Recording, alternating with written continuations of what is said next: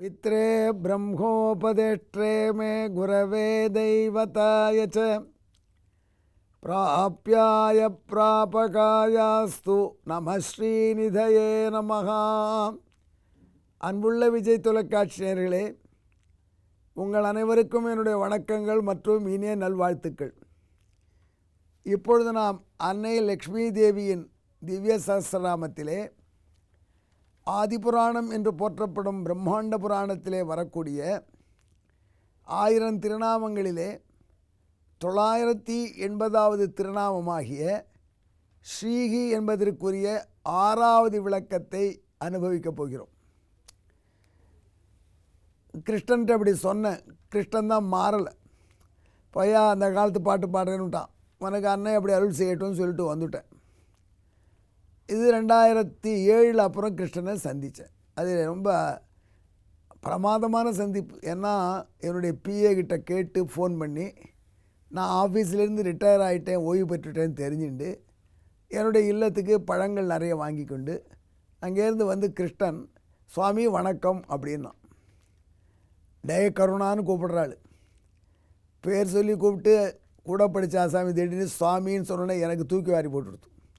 ஏன்னா கிருஷ்ணா, இதெல்லாம் நமக்குள்ளே போய் நான் அதே கருணாகரன் தாண்டா உனக்கு, சுவாமியெல்லாம் நீ சொல்ல ஆரம்பிச்சிடாத, அது என்னவோ மாதிரி இருக்குன்னு. இல்லை இல்லை, நீ சுவாமி தான்.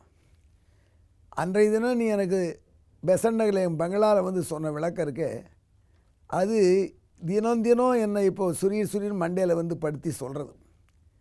அப்படி என்னை நீ பண்படுத்த உதவினாய். எனவே நீ என் குரு சுவாமி. இப்போது நீ ஃப்ரெண்டு கிளாஸ்மேட்டுங்கிறெல்லாம் போயிடுத்து.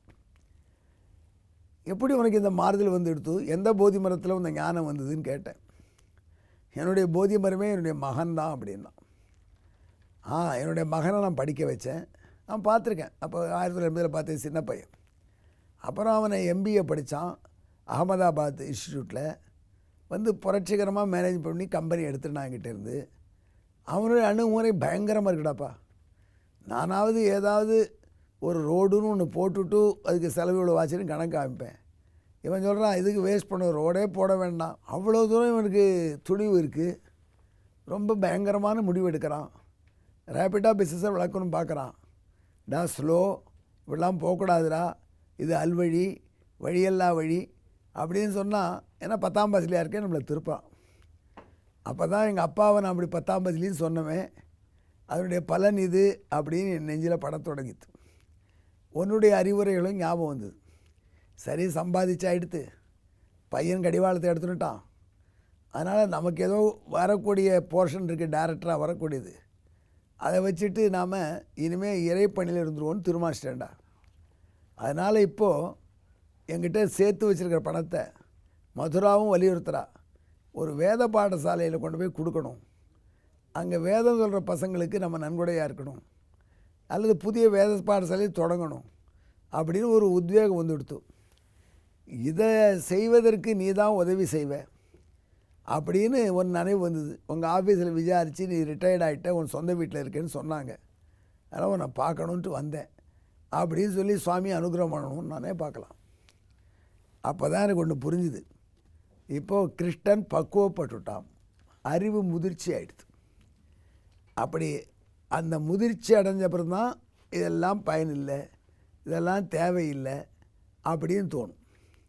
நெறியான நேர்மையான முறையில் கொஞ்சமாக சம்பாதிச்சு நீண்ட நாள் இருப்பது வசதி.